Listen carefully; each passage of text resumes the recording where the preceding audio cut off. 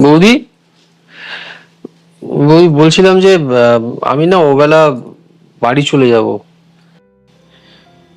কি বলছিলে বলো?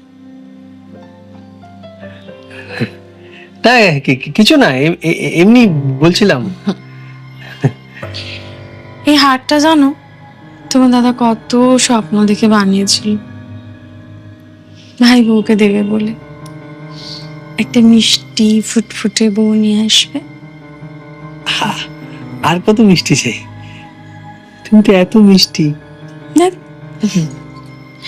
সব স্বপ্নর ভেঙে চুরমার হয়ে গেল। এখন এই হারটা কে পড়বে? আমি তো আর পড়তে পারবো না। কেন কেন তুমি পড়তে পারবে না? এই হাতটা তুমি পড়বে। এই- কি ভালো লাগছে তোমাকে। না বাবু, আমি এই হার পরতে পারবো না।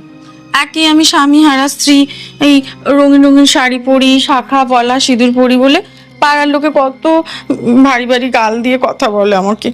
আমার মনে খুব কষ্ট হয় জানো। না না বৌদি, তুমি তুমি একদম কাঁদবে না, আমি তো আছি বলো। হ্যাঁ, আমি তোমাকে ছেড়ে কোনোদিন যাবো না, কোনোদিন যাবো না। সত্যি? হ্যাঁ। তোমার দাদার মতো আমাকে ছেড়ে কোনদিন যাবে না তো? না, আমি কোনোদিন কোথাও যাবো না।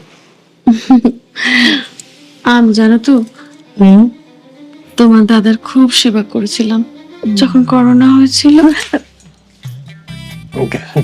করোনার সময় তুমি দাদাকে সেবা করতে? শোনো না, এই যে আমি আমি না বাথরুম যাবো,